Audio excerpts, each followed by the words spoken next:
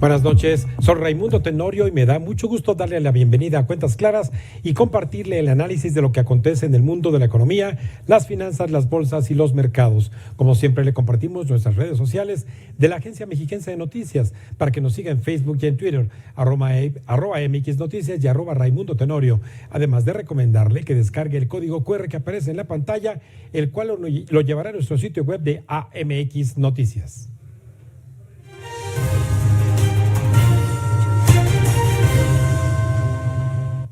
Este pasado domingo se llevaron a cabo los dos procesos electorales para gobernador en los estados de México y Coahuila, y los resultados usted ya los conoce, por lo que los escenarios de riesgos y oportunidades que se visualizan con dirección a las elecciones federales del año próximo 2024 tendrán un carácter inédito, lo cual hace necesario conversar con quien ha venido dando seguimiento y compartiendo diversos escenarios de riesgos políticos y económicos, el maestro Carlos Ramírez Fuentes de Integralia Consultores. Muy buenas noches, mi querido Carlos. Raimundo, muy buenas noches, un gusto estar contigo. Pues qué mejor que rescatar en este momento lo que Integralia Consultores nos compartió a principios del año 2023 respecto de los riesgos políticos que estarían en la eventualidad de ocurrir hacia el 2023. El principal de ellos, la radicalización de Andrés Manuel López Obrador rumbo hacia la última parte de su periodo de gobierno. Carlos, como un riesgo global, ¿prevalecerá este riesgo de aquí hasta dentro de un año que sean las elecciones federales? Me temo que sí, Raimundo. Y las razones por las cuales este riesgo se estableció como el riesgo número 1 del año tenían que ver con los incentivos que enfrenta en este momento el presidente de la República a tan solo un año de que se lleve a cabo la elección presidencial y a poco menos de 15 meses de que termine su gestión. Básicamente es eso que dijimos en enero, hoy lo vemos todavía más claro, Raimundo. Principalmente dos son los factores. Tenemos un presidente que está empoderado, que se siente empoderado, que el resultado electoral del domingo lo hace empoderarse aún más, y que la situación económica del país, paradójicamente, que había estado muy deprimida en toda su administración, está empezando a tomar cierta fuerza y hay un buen momento económico en estos momentos en el país. Entonces, empoderado políticamente, empoderado por una relativamente buena situación económica, empoderado por toda la historia del nearshoring, y además, como segundo factor, con el reloj en contra. Es decir, se le termina el tiempo. Y este es un presidente que tiene una obsesión por ocupar un lugar en la historia, cualquier cosa que eso signifique, y por tanto quiere dejar un legado, y esos legados que pueden convertirse en riesgos, en peligros para el país. Entonces, me temo y nos tememos en Integralia que en efecto vamos a tener un presidente que va a seguir tomando decisiones y acciones que nos van a sorprender, que van a generar reacciones, por supuesto, del sector privado, y que pues todavía nos tiene varias sorpresas en el tintero. Por ejemplo, esta mañana, solo para poner un ejemplo, sí. Esta mañana, digamos, ya lo había mencionado de repente un tanto, pero casualmente, pero hoy sí ya dijo, quiero hacer una reforma de pensiones del ISSSTE. Bueno, es muy inusual que un gobierno quiera hacer una reforma de pensiones de final de administración, y lo que hace pensar es que nos tiene ahí todavía algunas sorpresas pendientes. Uno que pensaría, ¿no?, que con la euforia pudiera dar un giro quizás en esta fuerza que ha desatado contra sus contrapesos. Entonces, estos contrapesos como el Instituto Electoral, ahora el INAI, organismos autónomos, la misma Suprema Corte de Justicia, como ustedes lo han venido advirtiendo, ¿continuarán estos descréditos reputacionales? Sin duda. No hay duda que ahora el blanco, una vez que ya transcurrió, vamos a llamar, el periodo electoral que le interesaba al presidente en este primer momento, y una vez que se renovó el Consejo Electoral, particularmente en su presidencia, pues el presidente se siente mucho más cómodo en este momento con el INE actual. Es cierto, tanto el plan A como el plan B el plan A está muerto, el plan B está paralizado por la propia Suprema Corte, Y entonces el INE en este momento, vamos a llamar, no es su foco de atención. El foco de su atención y donde va a seguir cotidianamente con los embates que hemos visto estas últimas semanas es la Suprema Corte de Justicia, con un clarísimo objetivo. Digo, el INAI está desactivado porque en tanto no se resuelve el tema de sus consejeros, que como sabemos deliberadamente Morena no los ha nombrado porque quiere tener al INAI sin operación.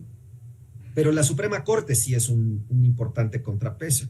Y el presidente ya observó que de cara al 24 este puede ser un foco de polarización adicional dentro de la sociedad que le puede redituar, digamos, al candidato de Morena. Es decir, el presidente la polarización la ve como una herramienta estratégica para alcanzar sus objetivos. Y sus objetivos son claros, es ganar a toda costa en el 24 y por tanto va a utilizar a la Suprema Corte como una herramienta de polarización adicional, tratando de obtener lo que busca en el 24, que es ganar y además ganar la mayoría calificada. En este horizonte de riesgos, Carlos, incluso en enero nos advertías acerca de el fuerte impacto que podría provocar también la influencia de los grupos criminales, no solo al involucrarse en procesos electorales, sino también en la propia seguridad de las personas, de las empresas. Y nos sorprendió bastante apenas hace una semana que haya dejado entrever ahí de que pues, los grupos criminales pudiera empezarse a negociar con ellos, ¿de verdad? La estrategia de seguridad de esta administración, pues, ha sido muy, muy evidente y muy clara y muy transparente para todos. Las fuerzas civiles, o las pocas que quedan, las armadas más bien, policíacas, no enfrentan a los delincuentes o rara vez los enfrentan. Han adoptado una estrategia más pasiva, hay pocas detenciones. Recientemente la Guardia Nacional dio a conocer el número de detenidos en un año y verdaderamente es irrisorio el número de detenidos. O sea, la Guardia Nacional, que tiene una fuerza de más de, supuestamente, de casi 100,000 elementos, no detiene a nadie. Es decir, es una policía simplemente disuasiva, pero sin ningún nivel de ejecución. Entonces, bueno, pues uno no puede más que pensar que si hay o no hay un pacto implícito, pues eso es difícil saberlo, pero lo que sí queda muy claro es de que el gobierno ha optado por dejar pasar muchos de los grupos delincuenciales y eso pues de mediano y largo, bueno, ya está teniendo repercusiones, ¿no? El crecimiento exponencial de la extorsión, el crecimiento exponencial del narcomenudeo, que son datos incluso del mismo gobierno, sí. Los homicidios que ciertamente se han reducido poquitito, pero realmente siguen muy altos y de hecho han tenido un repunte este 2023. En fin, es un escenario complicado, Raimundo, también en materia de seguridad y nos estamos acercando a ese periodo de los próximos 12 meses en donde el gobierno empieza a perder fuerza de ejecución. Si de por sí hemos tenido problemas en ese tema, pues imagínate ahora que entremos al ciclo electoral. La secretaria de Seguridad Pública es conocido, quiere ser candidata a un puesto de elección, seguramente va a tener que renunciar próximamente.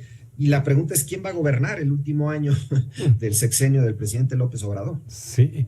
Carlos, este empoderamiento y radicalización de Andrés Manuel, ¿cómo va a pesar también con las relaciones internacionales, particularmente este flanco que se abrió de tensiones comerciales con Estados Unidos? Sí, mira, el caso con Estados Unidos es interesante porque Estados Unidos se encuentra también en un momento político delicado para el gobierno actual del presidente Joe Biden. Como sabemos, la posibilidad de que los republicanos nominen nuevamente a Donald Trump es relativamente alta por otro lado, sabemos que el tema migratorio es uno de los aspectos principales con los cuales los republicanos atacan a los demócratas cotidianamente en Estados Unidos y por tanto el gobierno de Biden tiene que tener mucho cuidado con el gobierno mexicano porque el gobierno mexicano le está ayudando a contener la migración y para Estados Unidos sobre todo para el presidente Biden es clave que México siga jugando ese rol de escudo hacia de prevenir lo más posible la migración a Estados Unidos. Entonces, creo que esa parte política se traduce en que en la parte comercial Estados Unidos ha sido muy cauto. Sí. Ya hemos visto que en materia energética, a pesar de tener todos los elementos para acudir a un panel de controversias, ha optado por esperar, por negociar caso por caso.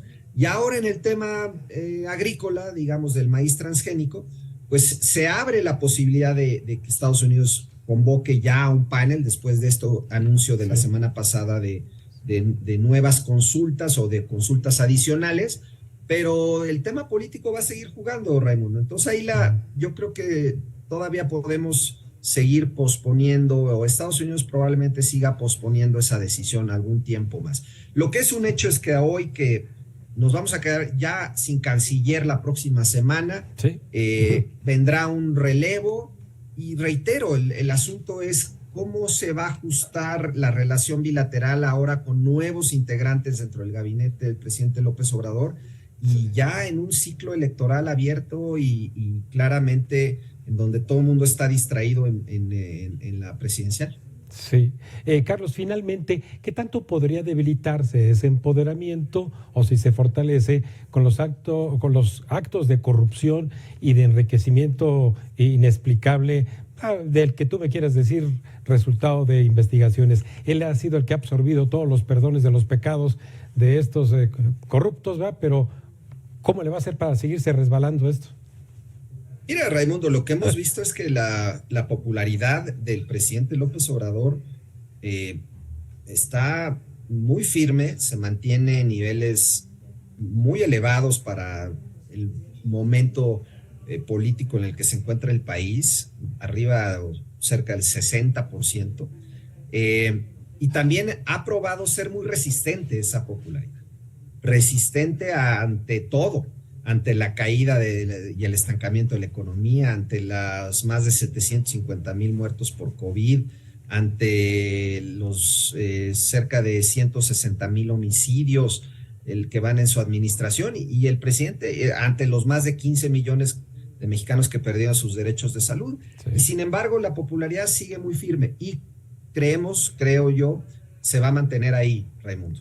Los eventos de corrupción y los escándalos de corrupción, sí, que han sido bastantes durante esta administración, sí, no han tenido prácticamente ningún efecto, a pesar incluso de que están cerca de su familia y esto obedece a muchos factores. El presidente ha construido una narrativa que le genera un blindaje frente a este tipo de escándalos y no creo, francamente, en lo que resta de su administración, aún teniendo escándalos relativamente grandes, sí, le vaya a afectar gran cosa. Ya a estas alturas se ve difícil que se mueva mucho eso y por tanto consideramos que va a estar muy empoderado y con todavía acciones por realizar y esas acciones pues pueden resultar muy controvertidas, incluso dañinas para el ambiente de negocios. Vaya, pues aquí estaremos de tu mano revisando el entorno, cómo se afectaría en razón de ese empoderamiento y esa radicalización. Muchísimas gracias, querido amigo.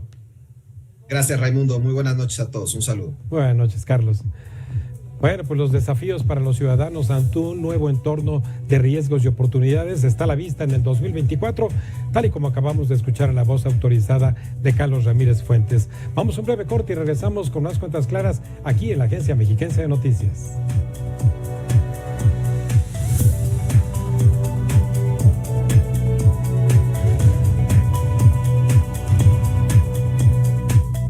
Estás viendo Cuentas Claras con Raimundo Tenorio.